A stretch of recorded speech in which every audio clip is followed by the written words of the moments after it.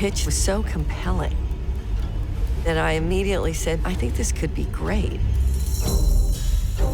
I think it might actually be one of the best stories to start off the new standalone movies. It seemed to fit very much into the direction and some of the ideas that we'd been kicking around. And the fact that this sort of falls into the genre of a World War II type story, a heist movie.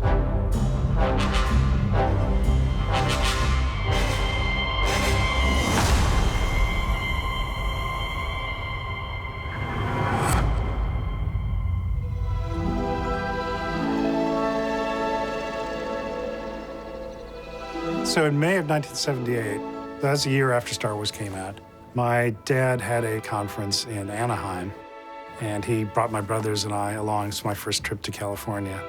And I had read this amazing article in Cine Fantastique magazine. They had fairly substantial interviews with a lot of the folks that had worked on New Hope at ILM. I was 15, and there I was in the hotel room in Anaheim, and I picked up a phone book and just, on a lark, looked to see if there was a listing for Industrial Light and Magic, and there was. So I called up, and I said, I'm a model maker, and I'm interested in working in the industry. He said, well, why don't you come on down and we'll show you around. So the next morning, my dad drove me to Van Nuys, where ILM was, dropped me off. I spent the entire day at ILM. I saw them building models in the model shop for the next episode. That was a pretty transformative experience. When Kathy came on board at Lucasfilm and we announced these standalone stories, I just started thinking, you know, that idea from the opening crawl of New Hope, of stealing the Death Star plans, you know, it's just a bit of backstory, but it seemed like, you know, that could be a pretty compelling film just by itself. We'd be talking in the hallway with just friends of mine, and I would pitch them a 30-second version of the movie, and they'd say, oh, wow, no, I want to see that. You need to go make an appointment to pitch this to Kathy. You have to pitch this to Kathy. So I made an appointment, and I pitched it to Kathy. John, who is somebody I've known over the years, called me up and said, you know, I've always had an idea that I've been thinking about and kicking around, and I'd love to come in and talk to you about it. And he came in and essentially pitched the idea that's spelled out in the opening crawl of New Hope about rebel spies that go in to steal the plans to the Death Star.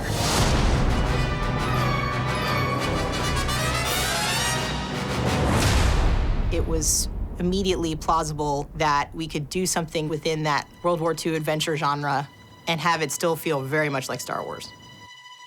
I didn't hear anything for about a week, so I thought, all right, well, okay, at least I did it. And then I got an email from Kiri that, you know, this is, we're really intrigued by this. We may want to proceed.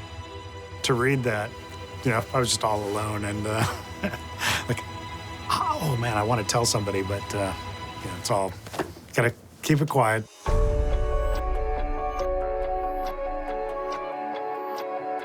John and I go way back. I mean, we probably started at ILM almost the same year.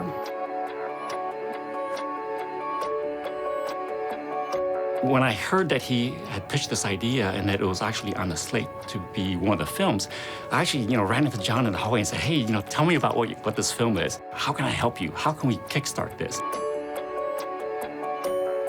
And at that time, we didn't know who the director was. We didn't even have a writer. Basically, you know, I pitched him, can we actually start a small development team? Just some initial ideas under your guidance.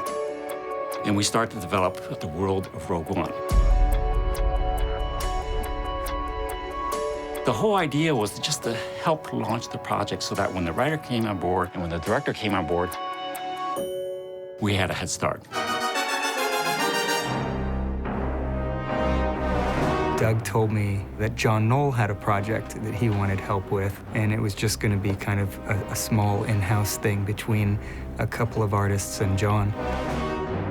My first task that John wanted me to work on was to get one piece of art kind of depicting this rebel unit and really showing that they're this motley group. You know, it was a variety of humans, the droid, and then 2 aliens, each with different skills and different abilities. Even back in this first iteration, the commander was Jyn. What makes something a saga film is it's related to the Skywalker family in some way. But Star Wars stories, I think, can be anything. We want these movies to have a distinctiveness to them, and so we're very interested in filmmakers who have really strong points of view when it comes to their sort of visual take on things. And this movie in particular, we wanted the right person to tackle this particular set of events that are so important to what happens in Ep4. We popped in a Blu-ray of Monsters in George's screening room in the main house at Skywalker Ranch. And we watched Monsters and came out of it and said, great, looks good. Gareth's gonna be our guy. Monsters was Gareth's first film. It has a really fresh, like very interesting visual point of view that we thought would make Rogue One special. So we sat down and talked to him, and again, what we were surprised by was what an incredible fan he was.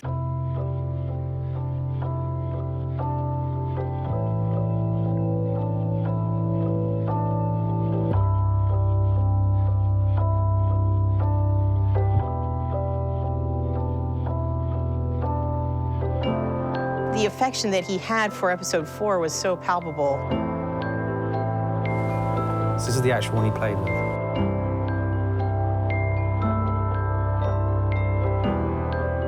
And not just affection, but knowledge, like deep, deep knowledge of it. I said all my embarrassing stories about going to Tunisia and things like that.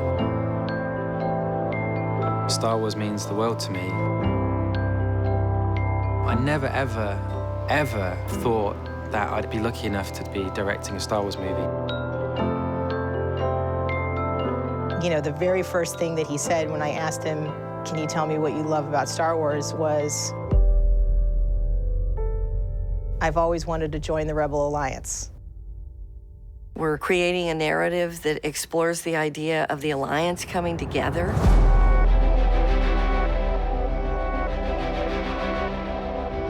So we wanted this to be an extremely diverse group of characters. And as we tell a story about the coming together of the Rebel Alliance, how do we represent that in the ensemble?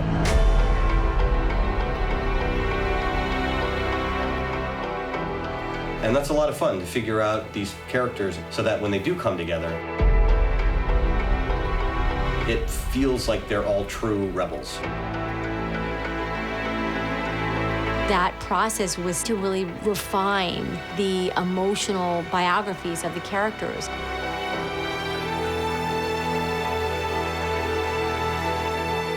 It was important to us to really make sure that we're not just telling the story of this superweapon,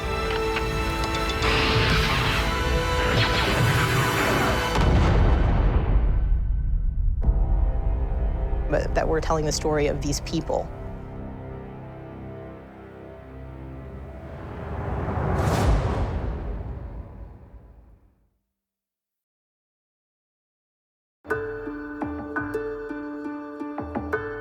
She's very determined. She's strong-willed. She has an independence. But I didn't want her to become a caricature. It was very important that we found her humanity and her vulnerability, and also that you, as the audience, would be with her.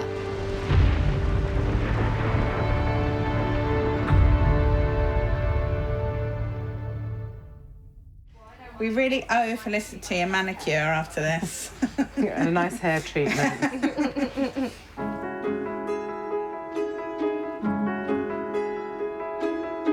My first memory of it was watching at my cousin's house, and I just remember so vividly the introduction as it goes up the screen. But I really rediscovered it from obviously doing this film and going back and watching everything, and then just realizing, oh my God, this Star Wars was so, it just You could do a degree in it. It's so kind of, there's so much detail, and I'm constantly going onto Wikipedia and checking things and checking references and trying to work out the history and all the characters, and I have such affection for it.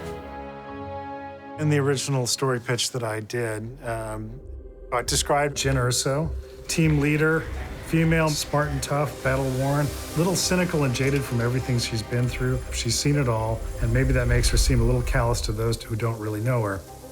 Jyn is sort of the central figure in this team, but she's sort of distanced herself from people. She's a survivor. She's more of an everyman character, an everywoman character. She gives us a chance to understand sort of what it's like to be a regular person inside of Star Wars and see the events that we were familiar with of the Civil War between the Rebellion and the Empire through a different pair of eyes. That felt proper to us.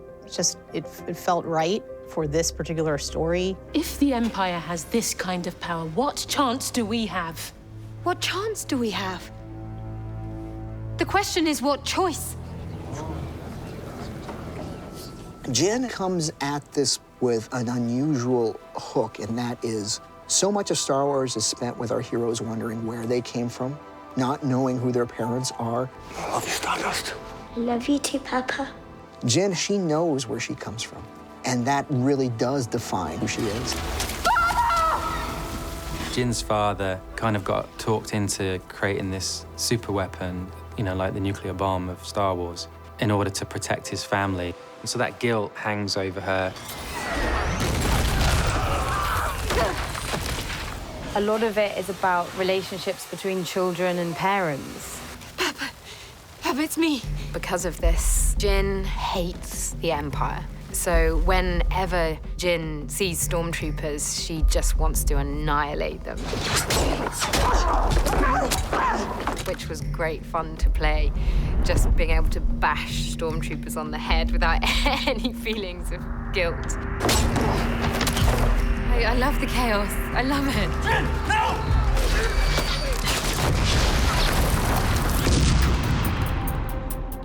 So the fitness, nothing compared to doing Rogue One. Every day there's some kind of assault course obstacle that we're given. There was a lot of rehearsal, a lot of preparation. We're trying to create a situation where being thrown off balance can produce something spontaneous, to make that feel as real as possible, to make it feel like, you know, that your heart's beating and you're actually in this situation. It's quite late in the day. There's been a lot of running around. Just gonna do some stretches. Action.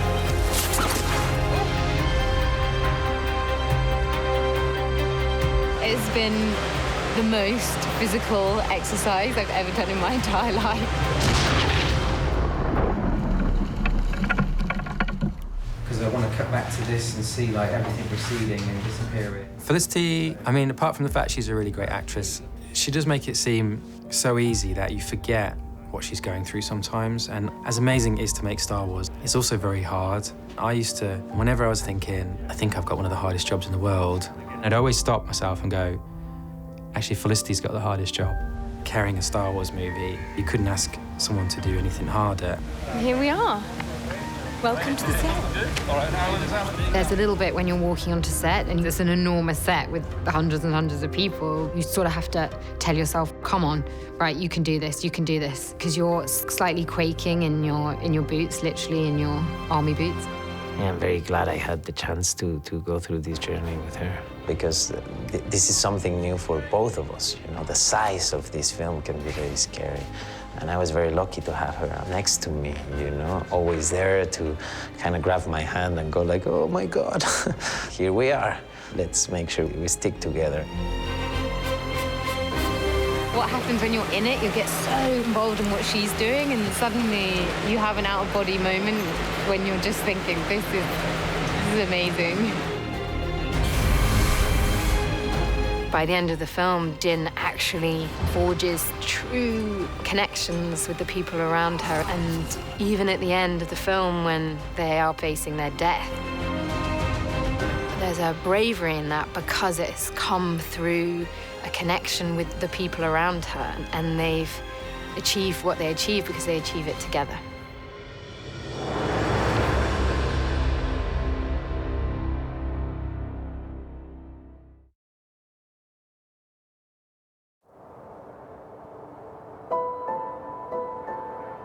There's no need for superpowers. It's just conviction and honesty and passion. That can drive you really far.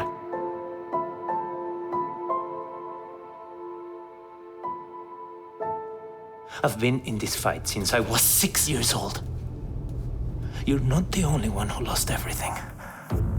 Some of us just decided to do something about it. Cassian's also equally complicated. He proves to be a very, very important intelligence officer. He clearly has lost family members, so he's damaged in some way. He's following orders initially when we meet him. Everything I did for the rebellion. What's fascinating about Cassian is that he embodies that type of storytelling element of being an intelligence agent who often has to make those really hard calls. I mean, that's what spies do. Spies are on their own in the field without support, and occasionally they'll be pushed into that corner where they have to make those grim choices. We'll be all right.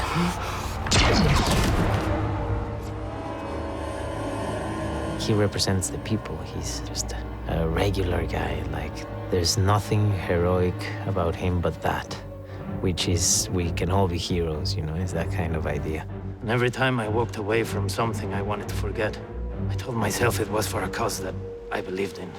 I always thought about Cassian like that, you know, like it could be one of my friends that suddenly you turn and you go, oh my God, he decided to do something.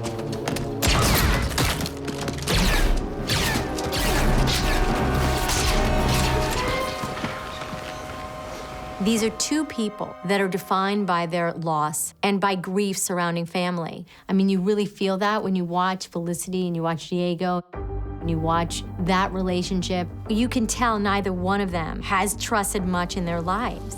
And what is so wonderful is the naturalism and the modesty that Diego brings to that character. We can't leave him. Jen, he's gone. Come on. I grew up in Mexico. All my cousins were big fans of Star Wars, you know, and I'm the young one. And I remember they used Vader's character and idea to just scare me, you know. But then he became my favorite character, you know.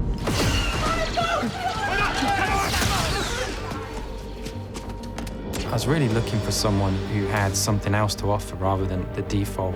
This is what a leading guy is, you know, in terms of the cliche, especially in tough action roles. I'm not a fan of heroes that stand in the corner and just brood, and that makes them cool. And Diego gets high score for likability. You just want to be his mate the second you see him. Gareth was always, since pretty early in the process, he said, "You are my choice." It felt fantastic. I was the happiest man in Mexico, probably. I gotta admit, I mean, Cassian, I will always have a soft spot to have someone of his particular heritage on the screen. You know, my name's Pablo Hidalgo. Having someone like Diego Luna embody a Star Wars character is like, hey, we haven't really had that much before. So that's kind of great. I know we have a lot of fans in Mexico who do appreciate that. Diego Luna, he's been in over 50 movies. He's produced 20 some odd films. He's directed a half a dozen movies. You know, how many actors do you find that really have that kind of experience to offer in a movie, any movie, let alone Star Wars? So we're very lucky to have him.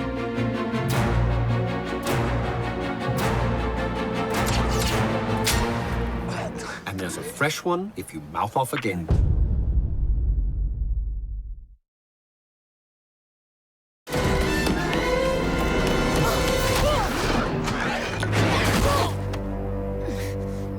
Congratulations. You are being rescued. K2SO was in the original story pitch that I did. I actually described him as kind of the anti-C3PO. C3PO is a beloved character, but he's always used as of bumbling comic relief, but he's got amazing capabilities. They shut down the main reactors. We'll be destroyed for sure. This is madness. What I wanted to do was take all those things that were implied as cool things that K2 could do that a human being can't do, and make that what K2 is about. Let's roll, please. When you're putting together a team of experts with complementary skills, you want people with diverse talents. And so having a droid that can do these amazing things that a human can't do, that adds to the strength of your team. I'm K2SO. I'm a reprogrammed Imperial droid. Jen expects K2 to be a normal droid, and he's not. He doesn't follow orders so well. He listens to Cassian. We need to blend in. I can blend in. I'm surprised you're so concerned with my safety. I'm not. I'm just worried they might miss you and hit me. Not only does he speak his mind at times when he shouldn't, doesn't sound so bad to me. He also has free will. He's a lot of different things. He's many things. He can be violent, cold. We will make it no more than 33% of the way before we are killed. He's funny. I find that answer vague and unconvincing. He's helpful. There are a lot of explosions for two people blending in. Freeze, right there. I mean, he's supposed to be a spy. He's a terrible spy. Terrible, terrible. Now, K2SO was a huge challenge. I mean, we knew that he was going to be a very iconic character, and we thought maybe it's a more serious version of C-3PO. John's brief for K2SO was that he literally wanted a black protocol droid, or a, kind of a black C-3PO. Some of our earliest designs were just simply variations on C-3PO, and they weren't quite hitting the look. So we went back to sort of our safety net, Ralph McQuarrie. We went back to his sketchbooks. And he had drawn many versions of these very elegant robots, almost stylized, where they had very thin limbs. We explored many versions of that, using Ralph as a foundation for updating it. And I think the final version is a really unique take on it because it adds something very bold and very fresh. And I think in terms of designing for Star Wars, you need that. You need that boldness, you need that freshness. I've got a bad feeling about it. Quiet. Oh. It was important that for synthetic characters, we still have high-quality acting there.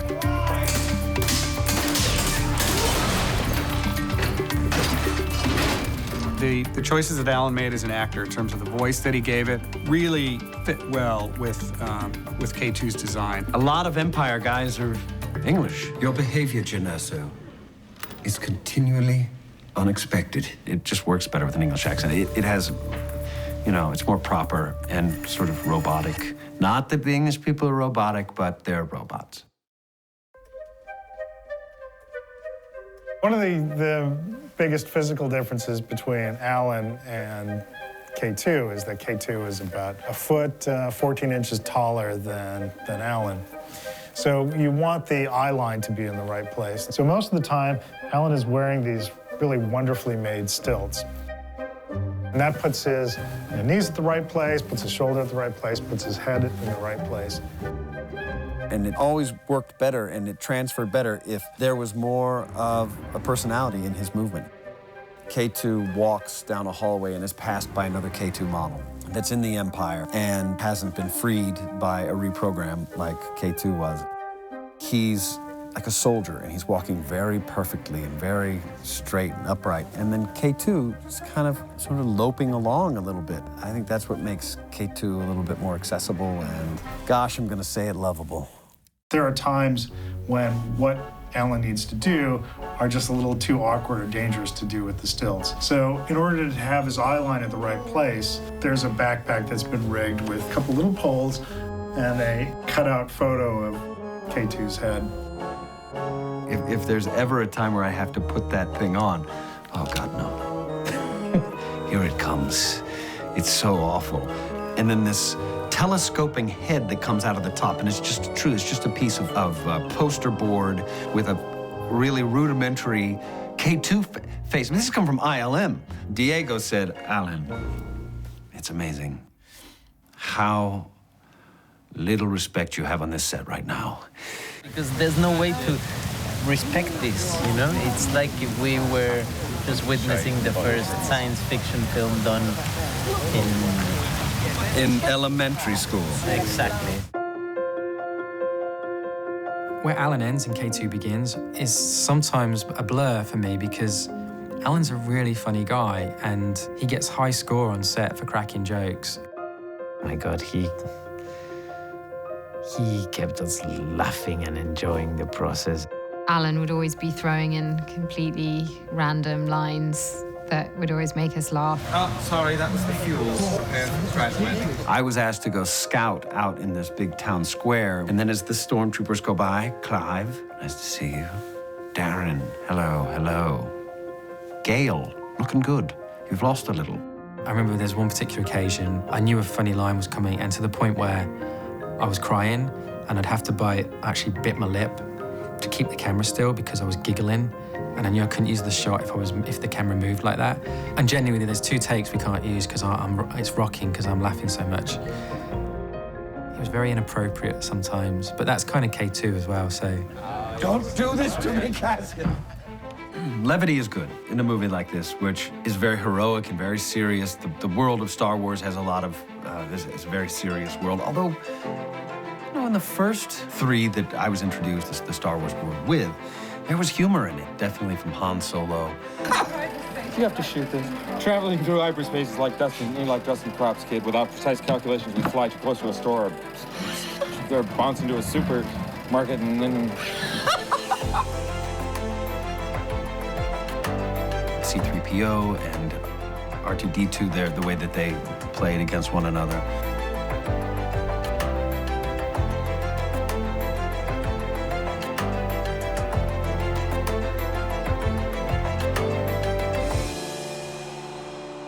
I'm glad to be one of those elements in this.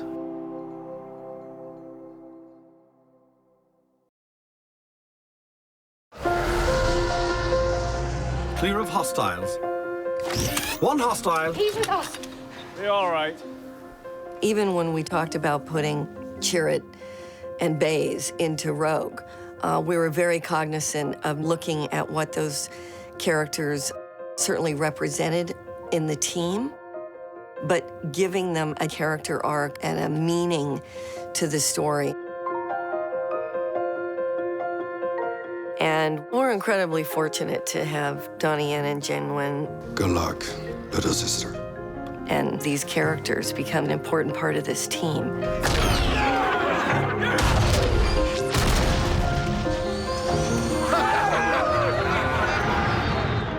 Zhang and Donnie, they're superstars in China, massive superstars.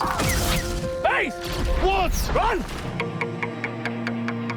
Those guys were the clear choices, and I think it really helped that both of them have children who love Star Wars. I remember watching the very first one back in 1977. It swept me off my feet. It was amazing. I didn't expect many years later I would be invited to be part of this world. Not to mention that when I told my children, they were more excited than I am. And I asked them, do you want Baba to be away from home for 5 months to do this movie? Right? And when, they said, do it, you're finally cool. The first time they gave me a script that's in English, of course, it's hard for me to reading that, but my son can read that. And after my biggest son read and said, go, Dad, you have to go. You have to go for us. I asked them why. And my 2 sons said, this is hero. We've come too far. Patience, my friend. The friendship between Baze and Chirrut, I don't think anybody could have anticipated just how much they bring to this film. An Imperial pilot. Pilot? No, let me kill him. No, let me kill him. Back off. Back off. With all the Chinese audience, he's known as a very powerful, dramatic actor. I worked with him several years ago. So I felt that would be a great chemistry between he and I. Go, go! Yes, yes, I told you. Have faith. The coolest thing about our interaction, you feel that sense of humor between the lines. You almost shot me. You're welcome. Silence. He has at least two sides, maybe. That is very interesting. Baze Malbus is a very violent, emotionally charged character. And that Chirrut holds out this kind of hope that Baze Malbus will redeem himself. The Force is with me, and I am with the Force, and I fear nothing. When I read about George Lucas making the original Star Wars, originally the Force was called the Force of Others, and that meant a lot to me when I read it. The idea that you gain this kind of spiritual energy from your connection to other people. There is more than one sort of prison. I sense that you carry yours wherever you go. In really dark times, it's often faith that sustains people. So if we're going to take the Force out of this movie, there would have to be this question of whether anyone is ever going to believe in it again and whether it mattered at all. We understood that for people who don't have physical evidence of magic or their religion in the universe, you find it in other people and in what you're willing to do for them and what they're willing to do for you. Where are you going? I'm gonna follow Jin. Good luck! I don't need luck. I have you! It wasn't particularly written as a blind warrior. It was a warrior monk, but I suggested to Gareth, I said, can you make him a blind swordsman? I would say that the thing about Rogue One is it has a tremendous amount of soul. I mean, you really feel that when you watch Baze and Chirrut and just the natural energy of Donnie and Jian Wen. Hey, stop right there. He's blind. Is he deaf? Ready? And act! Donnie's martial art has a sense of artistry and performance that tells you so much about this character. Is your foot all right? There's an elegance.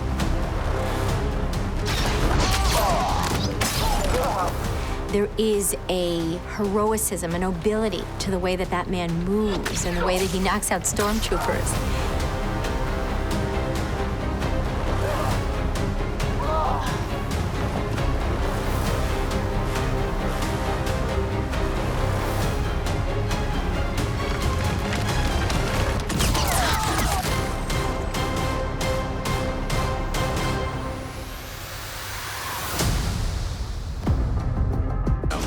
Delighted, thrilled to be part of this family.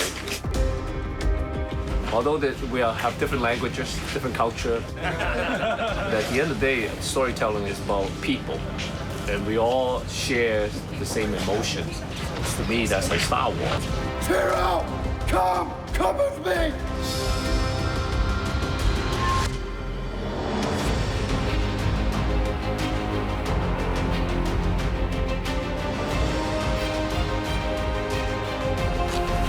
Hero.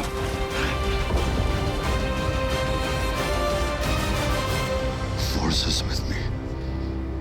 I'm one with the Force.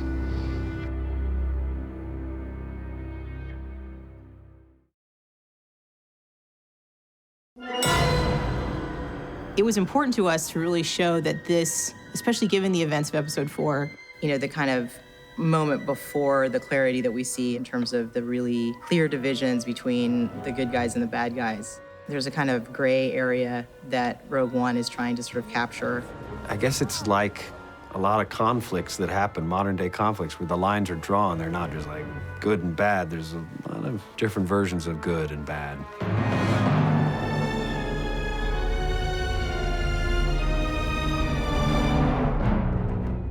We have Bodhi, who's a cargo pilot, used to be in the Empire, Imperial forces, and he's defected. He doesn't fit the traditional bill of a Star Wars hero, but he starts the action by doing one of the most heroic things possible, which is making the hard choice. And I think that makes Bodhi really charming and really admirable. He said I can make it right if I was brave enough to listen to what was in my heart. I think when you see people wrestle with the question of what they're going to do, and when you see them embrace their own sort of latent heroism, those things feel true to Star Wars. That's an impounded Imperial ship. What's your call sign, pilot? It's, Rogue One. I loved Riz Ahmed in Nightcrawler. And as we were looking for a character for Bodhi Rook, I made sure to throw his name in the hat. He did a few auditions for us. He kept cranking out different versions of Bodhi. The security checkpoint is still manned. You said the alarm would clear them out. Well, it should have. They shouldn't. If you can you just bluff your way through? Riz filmed himself. He was in New York. Like, he did a little thing of, like, this is how Bodhi could be. Ha! What did I tell you? And then obviously I started kind of, the obsession starts where you start sending, like doing 50,000 takes of something because you left to your own devices. Can you not just bluff your way through? What? You cannot be serious. Well, yeah, I mean, you're a spy. Do your spy thing. And then he was like, great, we've got what we need. But I didn't stop there. I just carried on recording more takes and just emailing him. I was like, screw it, I've got his email address now. You're a spy. Do your spy thing. He could be like this, or he could be like this, or he could be like this. And it was like, okay, anyway, you've got the part, and then got another, like, 8 clips saying all this, all this, all this, all this, all this. Okay, what did I tell you? What did I tell you? I was like, okay, I've kind of totally screwed this up now. I'm like spamming the director. What I love about Riz is he embraced everything in that, like, he's got his funny moments throughout. What part of urgent message do you guys not understand? Like, oh, hey, oh. But you also, I think, really feel for him at the end.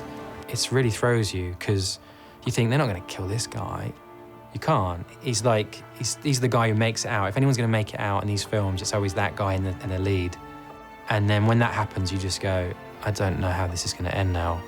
I think people know going into this that they're going to get something slightly different. And I think that just adds to that kind of vibe. 3, 2, 1, action!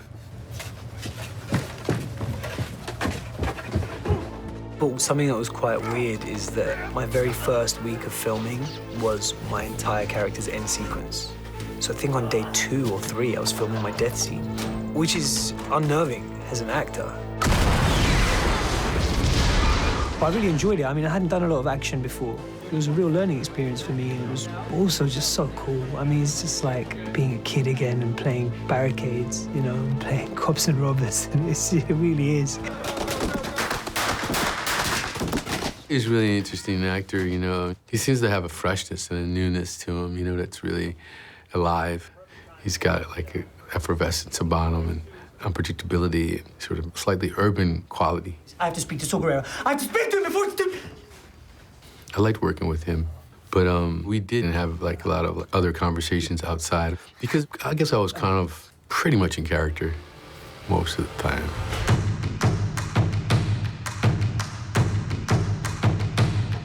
Saw Gerrera was a character that was in Clone Wars. Saw is a long-standing Star Wars character who's inhabited the periphery of Star Wars storytelling for a while. He was an idea that came from George. Because we came into Lucasfilm and found that George had already left some ideas behind, and we thought, well, God, what else could we do? It was Kiri's idea, actually, that it be Saw Gerrera, and that would further legitimize the story inside the stories that had already been told. Saw Gerrera came to the rebellion early. He was an activist. He's frustrated. The Republic is in disarray and chaos. The Rebel Alliance hasn't really come together in the way that he thought it would. We see him as a broken person, and you realize this is what a lifetime of fighting the Empire could turn you into. There's not much of me left. He's trained in many different types of warfare, guerrilla warfare, as well as practices of the Jedi with Obi-Wan, with Anakin Skywalker. And so he started to like branch off, to start to fight in different ways. He becomes ostracized from the other Rebel Alliance. They see him as someone who's too extreme. It was interesting for me to try to explore this character, to understand how you can have good reasons for what you're doing, but how that can be twisted and turned when you lose sight of your humanity. What's always important in Star Wars is that struggle that exists with so many characters between the dark and the light. And that moral ambiguity is something that I think Forrest was attracted to. My character, in a way, represents that sort of gray area. And I think they try to play around with it even in like my suit and everything like that. Because in my suit, you know, you have a breathing apparatus, and when I breathe into it, it sounds quite like Darth Vader.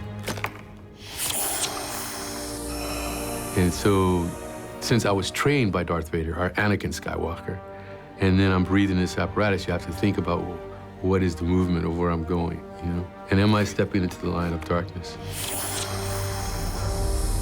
I always wanted him to play Saw Gerrera, to the point where I met with him in Los Angeles, and we were showing some artwork, and there was some artwork in there from like 6 months earlier, and it was him.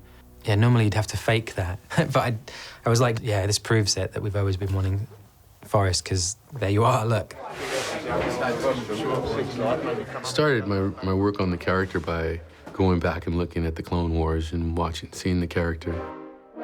I talked to Gareth. He had references of modern-day guerrilla fighters. And I had made like a pretty bold choice about the character, the way he speaks, the way he moves. Are we not still friends? This sort of very extreme voice and extreme behaviors, you know? And I was doing that with Felicity, trying to connect, you know.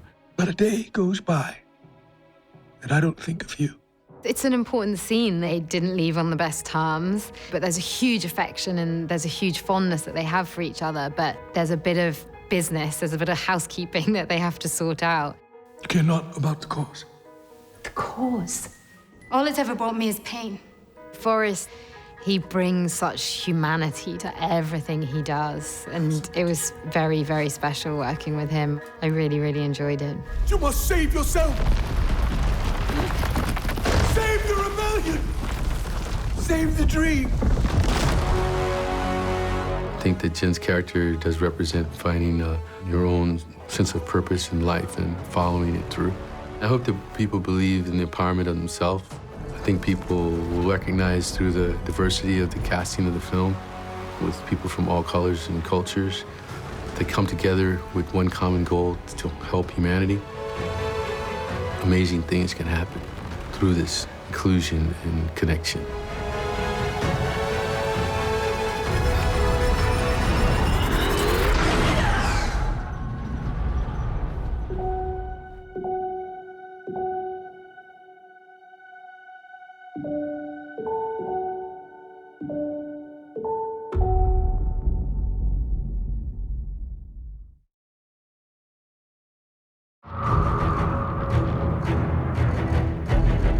We wanted a more grey world where it wasn't so black and white. We have good people and evil people and nothing in between. We wanted to sort of show that transition of ideology. And I like that contrast. People aren't that simple. You know what I mean? You're not just bad or good, that there's complexity to everyone.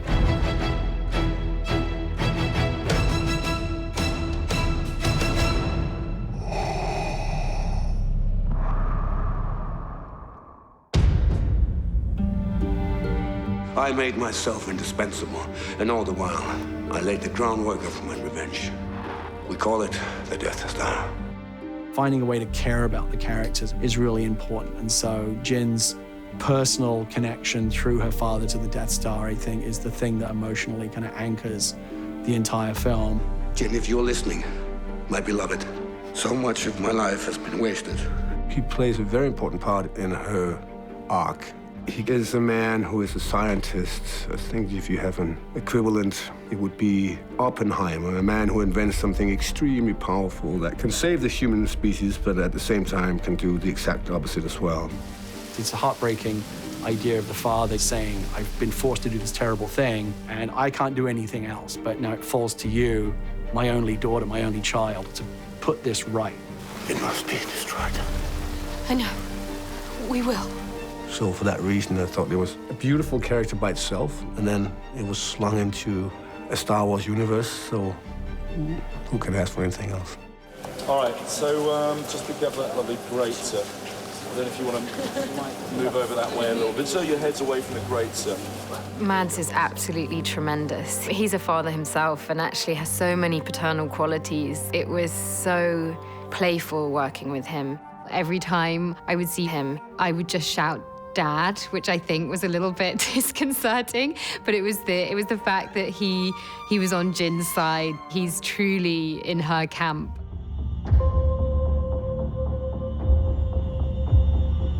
He abandoned his project because the Death Star will create peace, but at what cost? That's the thing you have to weigh. Krennic doesn't weigh it.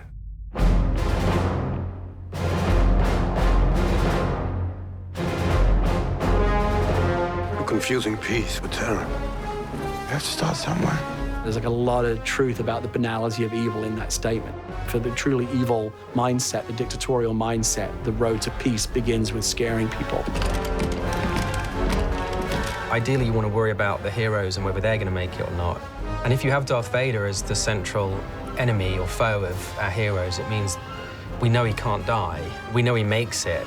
It meant inventing a character, the fate of which is unknown to the audience. You know, so when there's conflict in those scenes, you don't know necessarily who's going to make it out alive. All Imperial forces have been evacuated, and I stand ready to destroy the entire moon. Krennic's incredibly ambitious, ruthless, and kind of dangerously violent.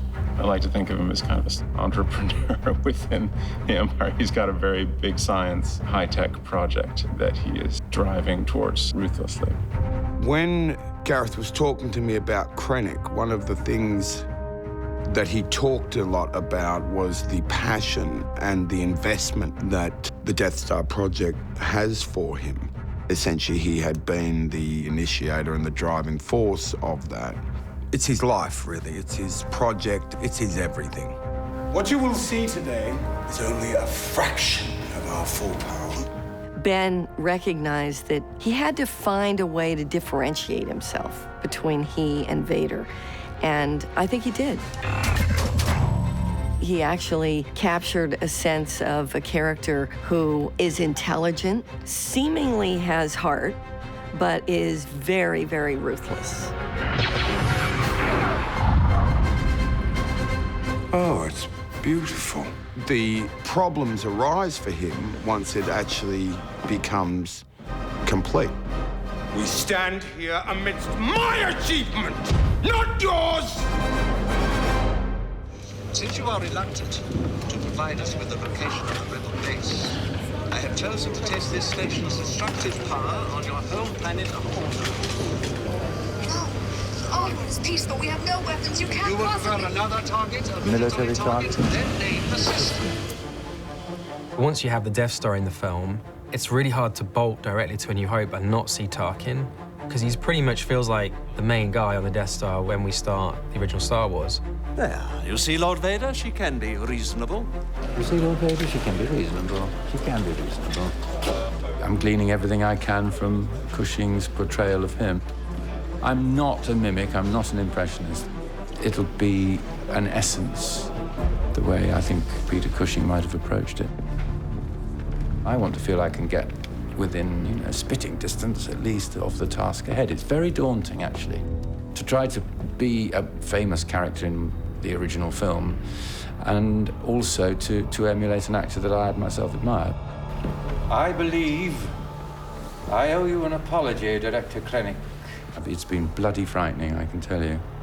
I mean, it's Star Wars.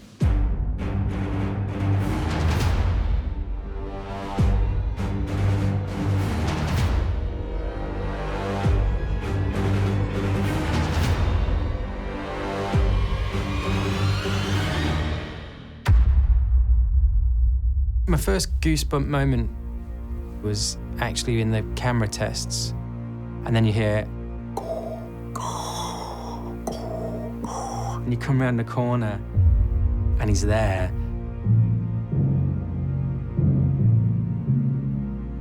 If you had to reduce Star Wars down to one single image, it's the outline of, Vader's helmet. That's the dark essence, if you like, of the Empire. It's kind of like the most iconic character in the history of cinema. Pretty hard to have a bad time when you're with Vader. I mean, let me clarify that. It's really easy to have a bad time when you're with Vader.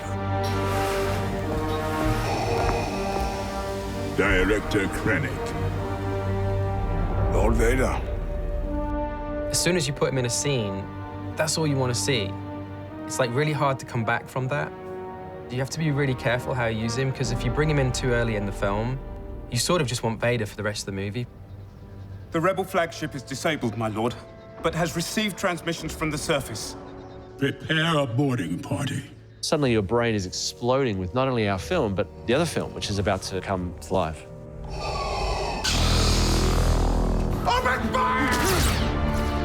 door that Darth Vader comes through in A New Hope, I got to film.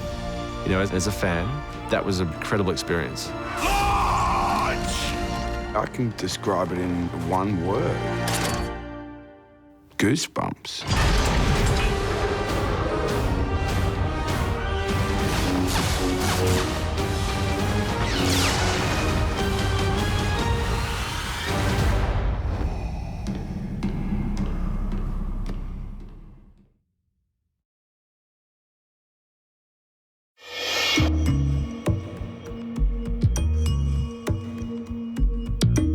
Coming up with designs that feel like they live within the original trilogy, but you haven't seen them before, is really, really, really hard. We were all sort of living in the shadow of Ralph McQuarrie, who designed the original films. He came up with so many great things. We were both very passionate about keeping as Ralph McQuarrie as possible. I mean, I grew up with Ralph McQuarrie, so did Gareth. And basically, Ralph became the foundation for all of our design work.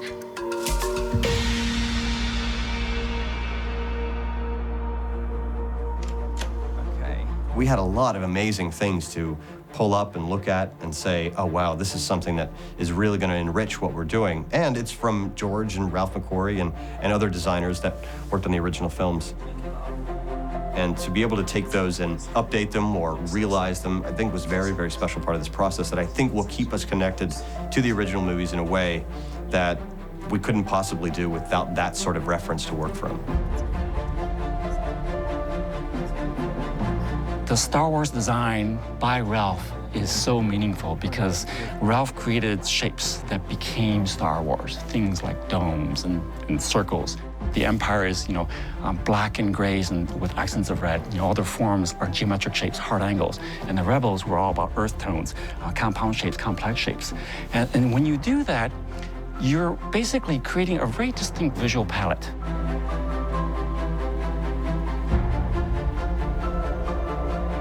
So this is the final frame from A New Hope with a matte painting on the top. So what we're trying to emulate with our set is that long, narrow slot.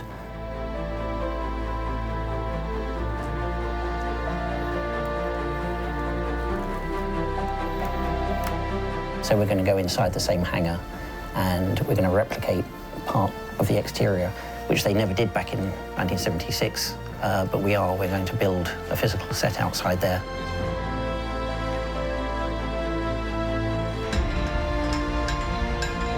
We've had a lot of wiggle room regarding legacy sets.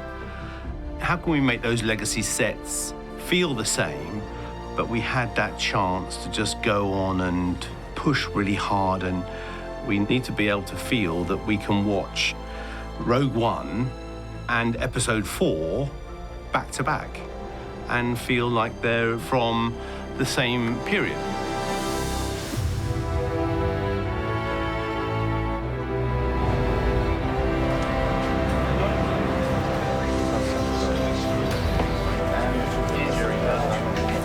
Being mindful and respectful to what was originally designed in 1976 for the original Star Wars, and part of that was paying homage to the graphic designer John Whitney, which is those kind of classic spirographic visual imagery.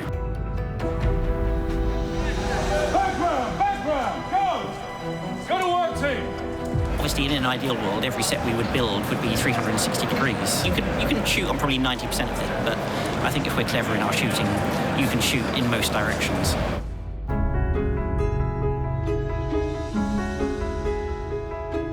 This film was something that allowed us to push everything to its limits. The technology, the story, the costumes, the production design, everything was pushed. And when you have that opportunity, why wouldn't you take that? Gareth likes to use this kind of like, I want the raw emotion to come through. I don't want to over-practice this and feel like I'm a rehearsed, somebody's just delivering me a rehearsed line. I want to kind of feel that, like, you trip, I catch it on camera. You stumble your line, I catch it on camera. He wants to feel like you're really in it. think that he has really great instincts about how to sort of, make this feel like Star Wars, but at the same time be bold and sort of take a fresh visual approach to it in a lot of respects, and certainly in the terms of the cinematography and the sort of visceral feeling of it, the immersiveness of it.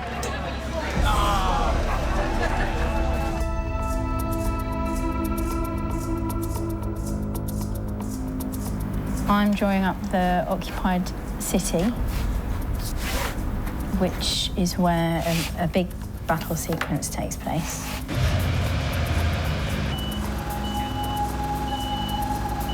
We had to think about what it would have looked like originally. Then we had to add, a few hundred years of aging, because we're saying it's quite an ancient city. And then this more recent layer of destruction.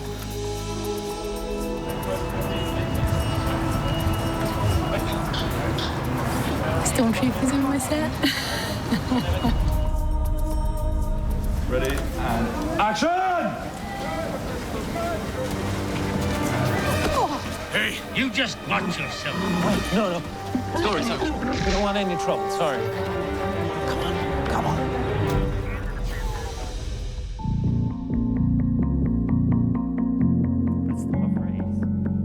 When you actually go back and you look at the films, or the actual things that were built, or the designs, they're not quite as good as you remember them.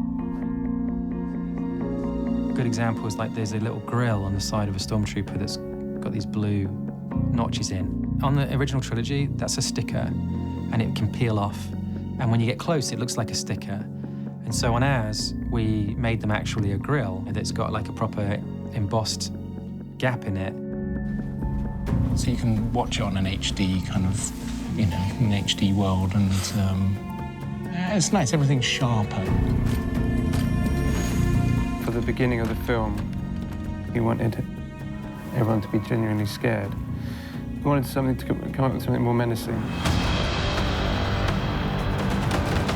Gareth saw some paintings of Ralph McQuarrie where he stylized the stormtroopers and made them very tall and very elegant. And we thought, okay, well, this could become our SEAL Team 6 version of the stormtroopers. I love those challenges where you're trying to create something new, but then it has to fit within the universe of Star Wars.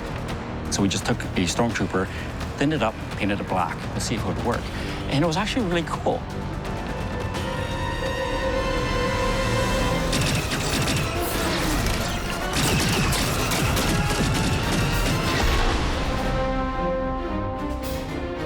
There's an incredibly difficult fine line that you have to navigate the entire way of making the film, which is if you go a little bit to the left, it's not Star Wars. And if you go a little bit to the right, you're just copying Star Wars and not doing anything new. And to try and find this new ground was really tricky. Let's go! Star Wars needs to feel epic. On this film, we shot in 4 countries. We have 7 sound stages, 2 backlots, 3 enormous UK locations. When anyone sees this film, it's a huge film. It's a huge, beautifully rich film.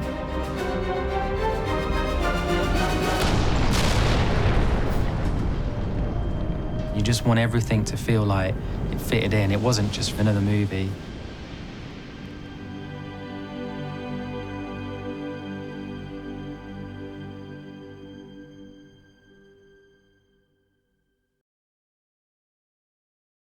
Ready, and action!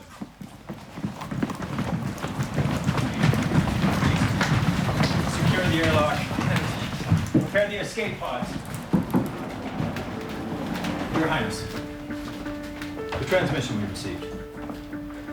What is it they've sent us?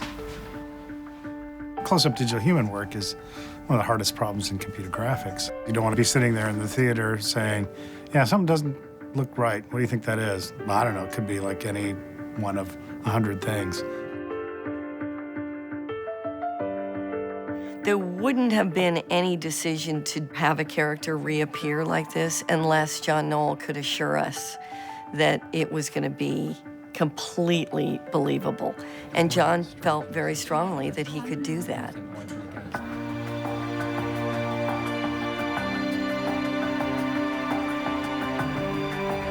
We have made a lot of big advances in the last few years in facial motion capture and skin rendering and hair, that I felt like we were ready for that challenge. What is it they've sent us? Hope. To do a human where absolutely no one would ever guess that it wasn't fully like CG, it's a really difficult task.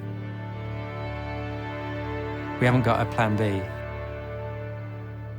I put dots on my face. It takes a lot of preparation to get into this character because everyone remembers Leia very well, so it needs to look exactly right. And so they spent a lot of time on my hair, obviously. They dyed it twice, and then they added some more extra hair here in the front because her hairline is a bit lower than mine, and also a big chunk of hair to make the buns. And then all these dots was put on right before we started shooting so that they can put Carrie Fisher's face on top of mine and transform me into her, which is a great honor.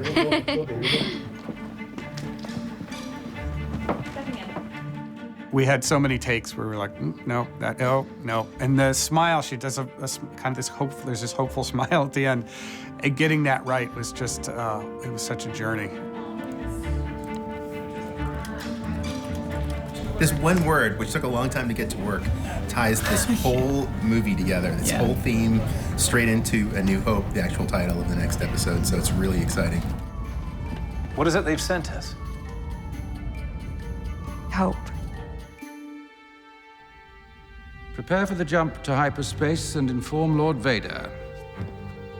Tarkin's importance to the whole Death Star project and how big a presence he is in New Hope, it only seemed natural that he should be in this film too. And we talked about, well, could we do, a substantial amount, close-up dialogue shots of Tarkin and have that be completely believable? And it's exactly the kind of challenge that we love to do here. The original plans for this station are kept there, are they not? So what you're seeing here is the performance that Guy Henry gave on the day, including his whole headgear and the dual camera setup. And then all of that performance is targeted to our computer graphics version of Guy Henry. We just wanted to say, okay, we're gonna make a digital human, we're gonna do it the best we can. Here it is. When has become now, Director Krennic, the Emperor will tolerate no further delay. You have made time an ally of the rebellion. This project was very, very special. It's because of it was not a linear sort of work process. So every department were involved at the same time and worked together in a conjunction. Comp artist and modeling artist, animation and texture, we all gather and we talk about it, what we can improve and what we can make the character look alive.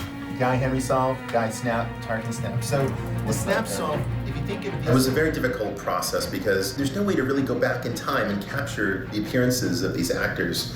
So we had to really bring every single possible skill set to bear to try to recreate the details of their facial appearance and skin likeness and performance. But that was just a starting point because as we compared our model to actual photographic archival reference of Cushing as he appeared in episode 4, we found that there was lots of little things we had to do to bring him more and more and more on model, especially in the kind of lighting situations.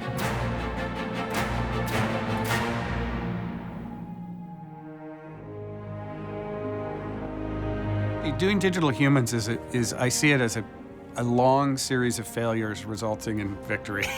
Like that's basically what it is. Getting 99% there is hard, but is only half the work, and that last 1% is like the same amount of work all over again. There were many dark days, many sleepless nights, laying awake, worrying about these shots.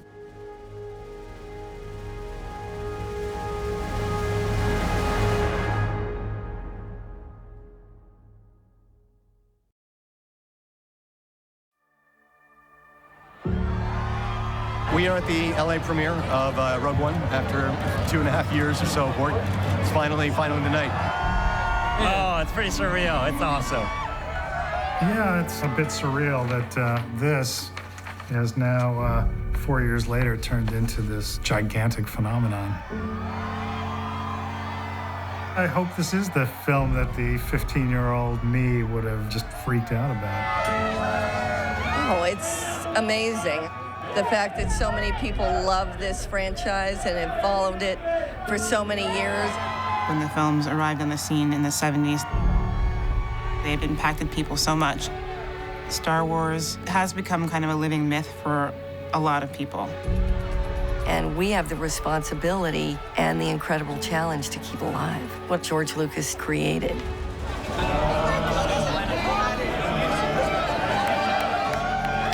I raised around it. Her nursery was Star Wars. When I was a kid, I actually wrote to George Lucas and said, I want to see more strong females in Star Wars. Star Wars is bringing that to the girls of the world. It's great. Finally seeing a bunch of movies with that theme. It's amazing. More international characters. Diego Luna is one of my favorite actors, and he's finally going to be part of Star Wars. I think this is the first time we've seen Asian characters, and I get to cosplay as Baze, so I think it's better than that. Just to see everyone come together for such a beautiful movie and franchise is amazing. I do sometimes wonder if this is already happening. I wouldn't be surprised at all if I just suddenly woke up and I was 12 years old and it's all been a dream. And I just carry on playing with my Star Wars figures.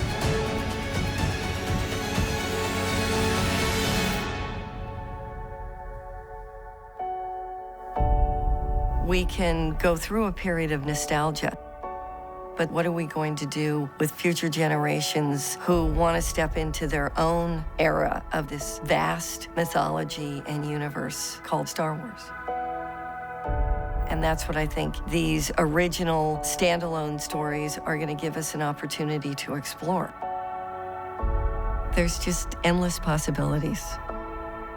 Rogue One, pulling away. Pulling away.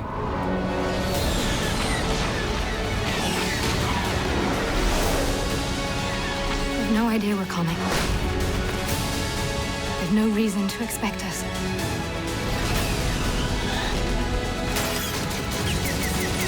If we can make it to the ground, we'll take the next chance. And the next. On and on until we win. All the chances are spent.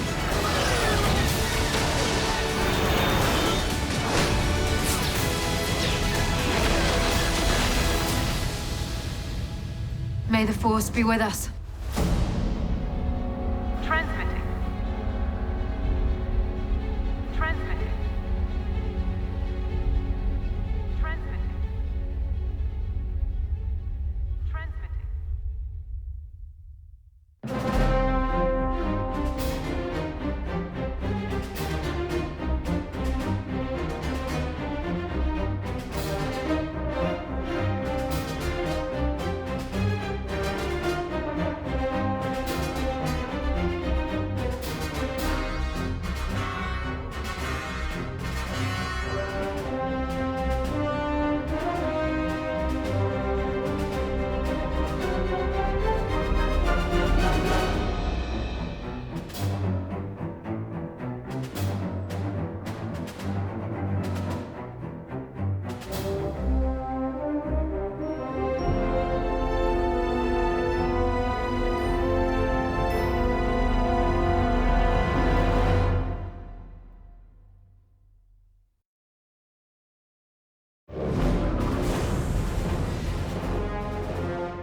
The Star Wars universe is connected in many ways.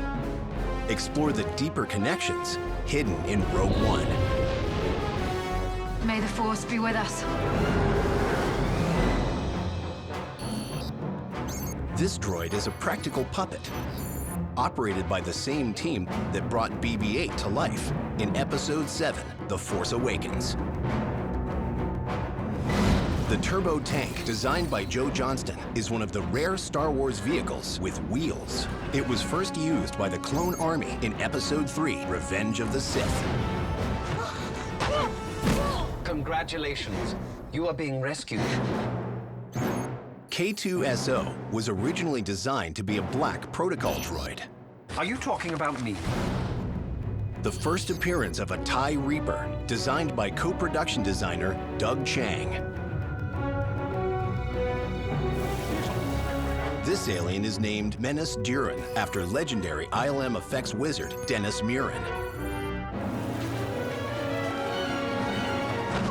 Hey, you just butt yourself. No. Jin collides with Dr. Evazan and Ponda Baba. We don't want any trouble. Sorry, come on. These two would go on to confront Luke Skywalker in the Mos Eisley Cantina.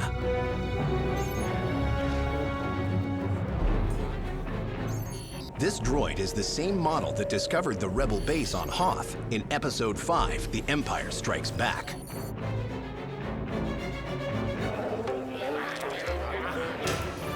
The game Dejarik is played in a holographic version aboard the Millennium Falcon.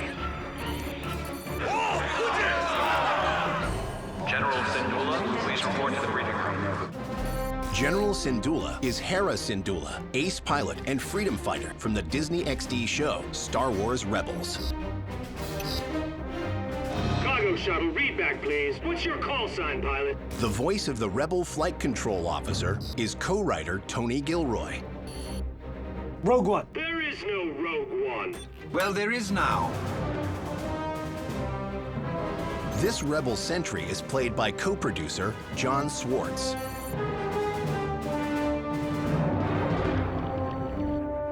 The word Force is engraved on this Kyber crystal in Aurebesh, an alphabet of the Star Wars galaxy. Cargo shuttle SW0608 cleared for landing pad 9. I've got a bad feeling about it. Quiet. What? K2's line, "I have a bad feeling about this," has been heard in every Star Wars movie. All flight personnel, we have been redirected to Scarif. May the Force be with you. This is Admiral Radish of the Rebel Alliance. All squadron leaders report in. It's Red 5! I need help! The destruction of the X-Wing Red 5 is a significant moment in Star Wars lore. The next pilot to use that call sign is Luke Skywalker in Episode 4, A New Hope.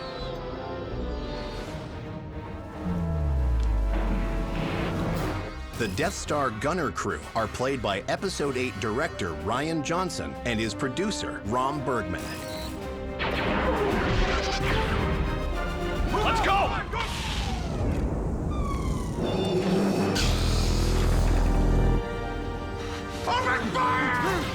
This is the first time Vader has used his red lightsaber against a non-Jedi combatant in a Star Wars film. This rebel soldier is played by director Gareth Edwards.